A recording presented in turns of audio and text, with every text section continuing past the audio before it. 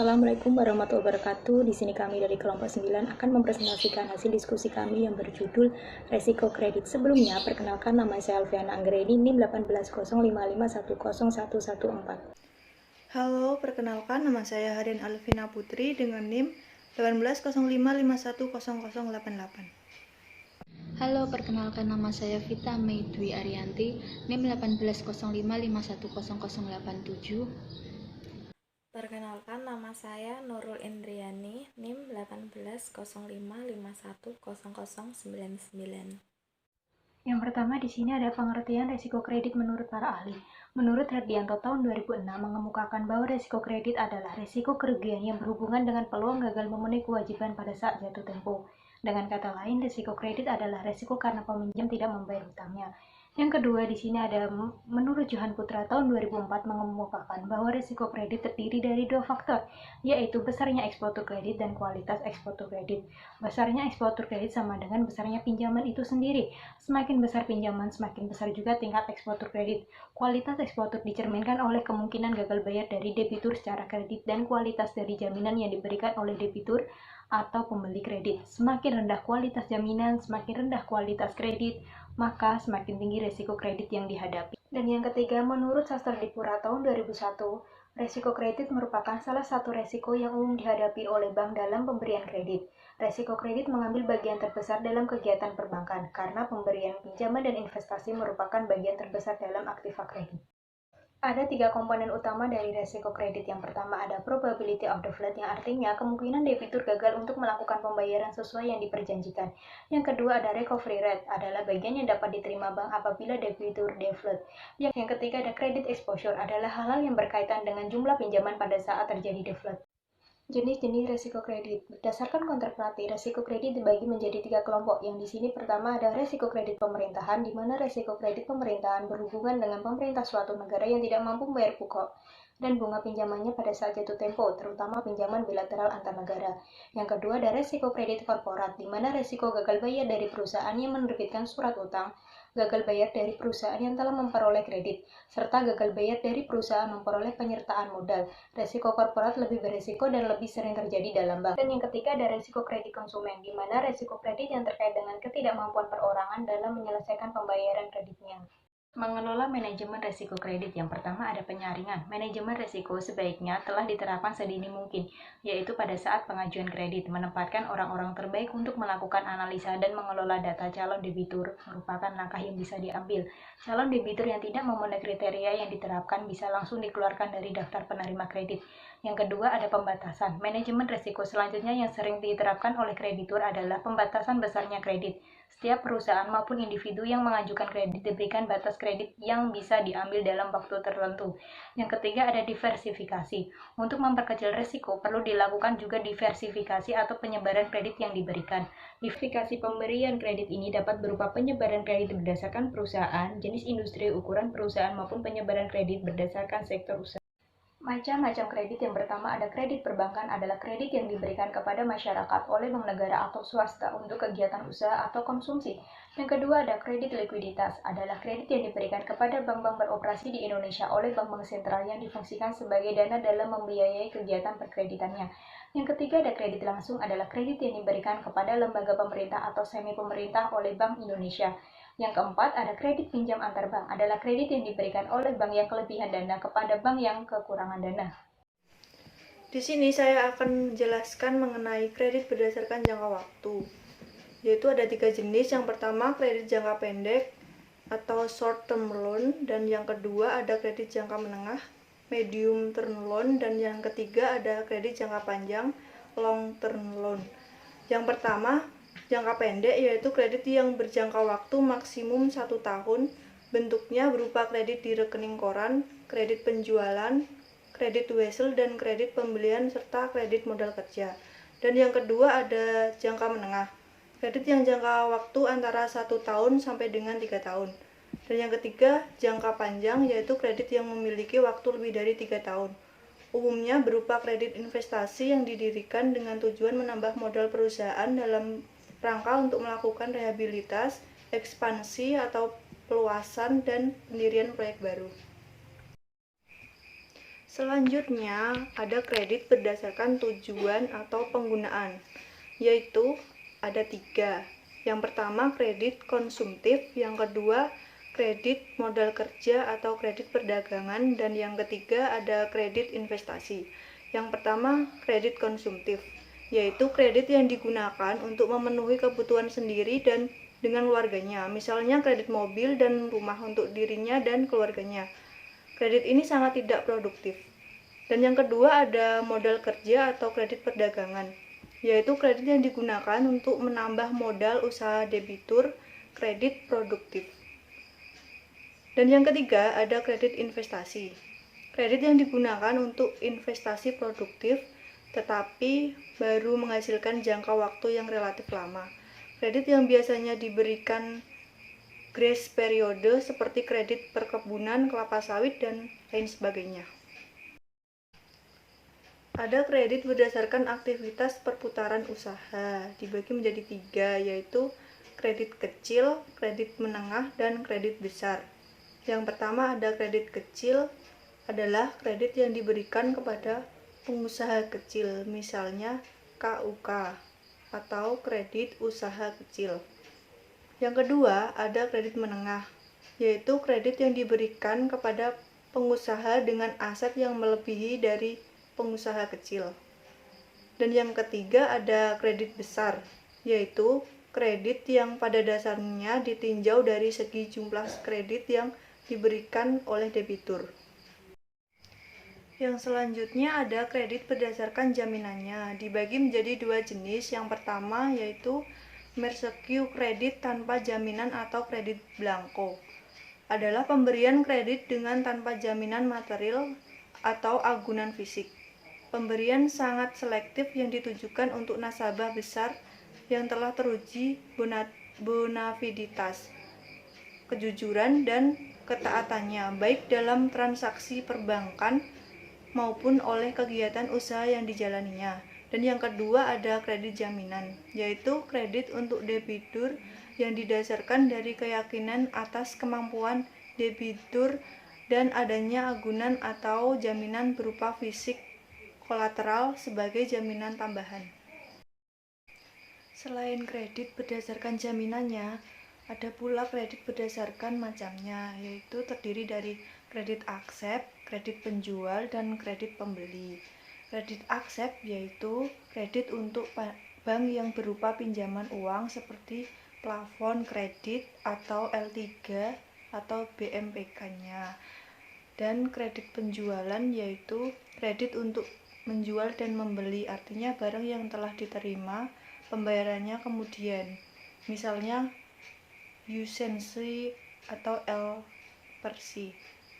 Dan yang terakhir ada kredit pembeli, yaitu pembayaran telah dilakukan penjual namun barangnya diterima belakangan atau pembelian dengan uang muka seperti red clause atau L per C.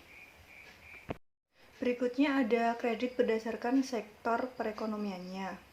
Ada 6, yaitu yang pertama kredit pertanian. Kredit pertanian adalah kredit untuk perkebunan, peternakan, dan perikanan. Yang kedua ada kredit pertambangan, yaitu kredit untuk beraneka macam pertambangan. Yang ketiga ada kredit ekspor-impor, yaitu kredit untuk eksportir dan importir macam-macam barang. Yang keempat ada kredit koperasi. Kredit koperasi adalah kredit untuk jenis-jenis koperasi. Yang kelima kredit profesi, yaitu kredit untuk macam-macam profesi, misalnya dokter dan guru.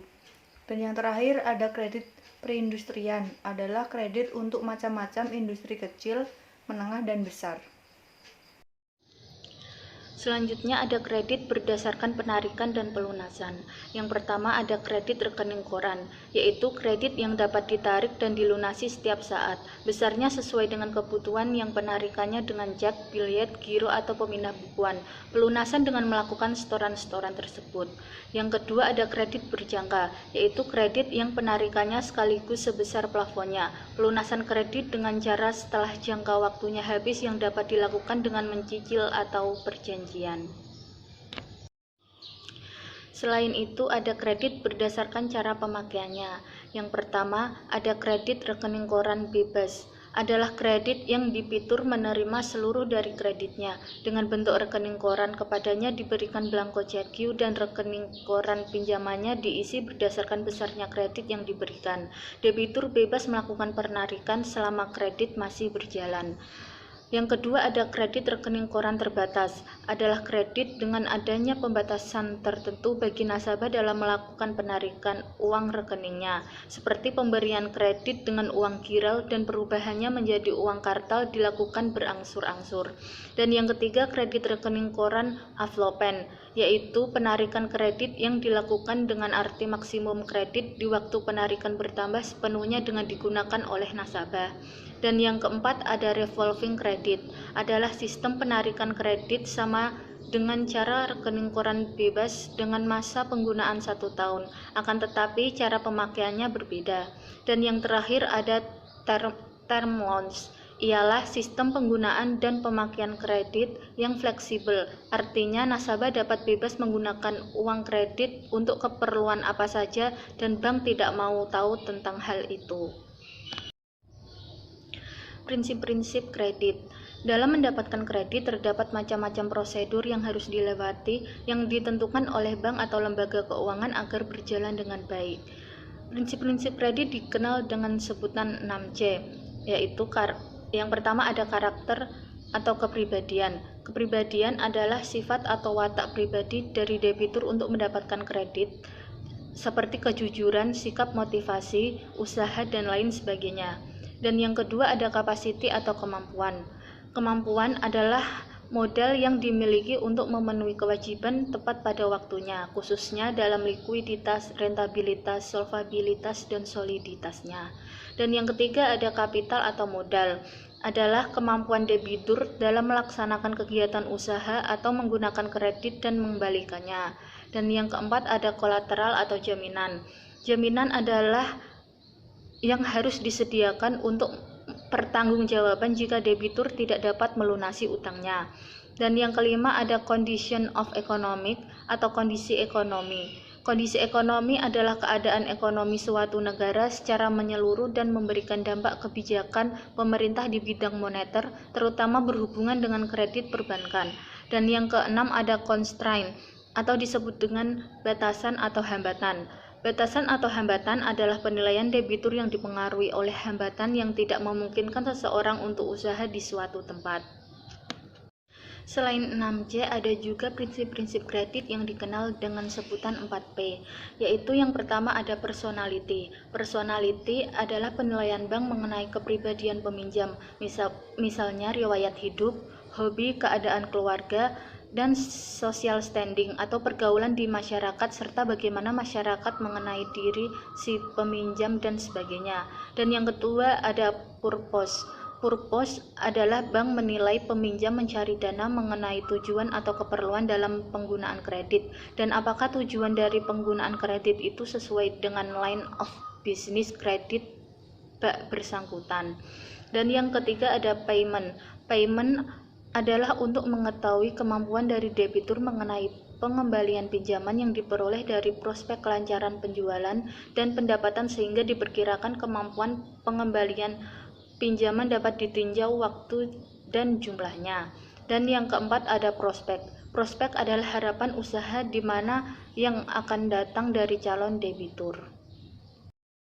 Komite kredit atau perbankan. Komite kredit adalah pihak yang ditempatkan dan dibentuk di suatu perbankan serta bertugas secara tegas dan tepat untuk meneliti, menilai, dan merekomendasikan setiap permohonan kredit yang diajukan berdasarkan prinsip kehati-hatian perbankan atau the prudential principle of banking.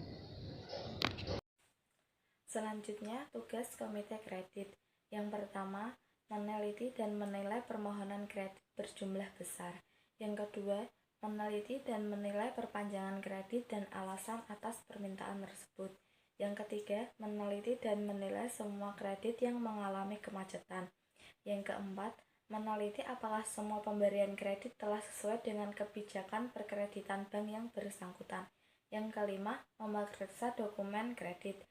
Yang terakhir, memeriksa konsistensi perlakuan terhadap permohonan kredit. Lalu ada fungsi kredit. Kredit di awal perkembangan fungsinya untuk merangsang kedua belah pihak untuk saling menolong dengan tujuan penyampaian kebutuhan, baik itu dalam bidang usaha atau kebutuhan sehari-hari. Kredit dapat memenuhi fungsinya jika secara sosial ekonomis, baik bagi debitur, kreditur, atau masyarakat, membawa pengaruh yang lebih baik. Nah, selanjutnya ada macam-macam fungsi kredit. Yang pertama, meningkatkan daya guna uang. Yang kedua, meningkatkan kegairahan berusaha. Yang ketiga, meningkatkan peredaran dan lalu lintas uang. Yang keempat, merupakan salah satu alat stabilitas perekonomian. Yang kelima, meningkatkan hubungan internasional. Yang keenam, meningkatkan daya guna dan juga peredaran barang. Yang ketujuh, meningkatkan pemerataan pendapatan. Yang kedelapan, sebagai motivator dan dinamisator kegiatan perdagangan dan perekonomian. Yang kesembilan, dapat meningkatkan IPC atau income per kapital masyarakat. Yang kesepuluh, mengubah cara berpikir dan tindakan masyarakat agar bernilai dinamis. Selanjutnya ada tujuan kredit. Yang pertama, mendapatkan pendapatan bank pada hasil bunga kredit yang diterima. Yang kedua, memproduksikan dan memanfaatkan dana-dana yang ada. Yang ketiga, menjalankan pada kegiatan operasional bank. Yang keempat, menambah modal kerja di perusahaan. Yang kelima, mempercepat lalu lintas pembayaran. Yang keenam, meningkatkan kesejahteraan dan pendapatan dari masyarakat. Nah, kemudian ada manfaat kredit dalam berbagai sektor. Yang pertama, untuk debitur, meningkatkan usahanya dengan pengadaan sejumlah sektor produksi. Selanjutnya, kredit bank relatif mudah didapatkan jika usaha debitur diterima untuk dilayani. Yang ketiga, memudahkan calon debitur untuk memilih bank yang dengan usahanya. Yang keempat, rahasia keuangan debitur terlindungi. Yang kelima, beraneka macam jenis kredit bisa disesuaikan dengan calon debitur. Selanjutnya, untuk pemerintah sebagai pemacu pertumbuhan ekonomi secara umum, sebagai pengendali kegiatan moneter. Selanjutnya, untuk menciptakan lapangan usaha, dapat meningkatkan pendapatan negara, dan untuk menciptakan dan memperluas pasar. Selanjutnya, manfaat kredit untuk bank sendiri. Yang pertama, pemberian kredit untuk mempertahankan dan pengembangan usaha bank. Yang kedua, membantu memasarkan produk atau jasa perbankan lainnya. Yang ketiga, memperoleh pendapatan bunga yang diterima dari debitur. Yang keempat, dapat rentabilitas bank membaik dan memperoleh laba meningkat. Yang kelima, untuk merebut pangsa pasar dalam industri perbankan. Untuk masyarakat sendiri, yang pertama dapat mendorong pertumbuhan dan perluasan perekonomian. Yang kedua, mampu mengurangi tingkat pengangguran. Yang ketiga, memberikan rasa aman kepada masyarakat untuk menyimpan uangnya di bank. Yang keempat, dapat meningkatkan pendapatan dari masyarakat. Materi terakhir yang akan kita bahas adalah indikator kredit. Yang pertama, menurunkan uang kas debitur. Yang kedua, perputaran piutang semakin lama. Yang ketiga, meningkatnya jumlah persediaan. Yang keempat, meningkatnya rasio utang. Yang kelima, menurunnya rasio likuiditas. Yang keenam, penjualan meningkat tapi laba menurun. Yang ketujuh, penurunan target penjualan. Yang kedelapan, bencana alam berimbas ke perputaran produk hasil produksi. Yang kesembilan, bermunculnya pesaing baru. Sekian presentasi dari kelompok kami. Apabila ada kesalahan dan kekurangan, kami mohon maaf sebesar-besarnya. Terima kasih sudah berpartisipasi menonton video kami. Wassalamualaikum warahmatullahi wabarakatuh.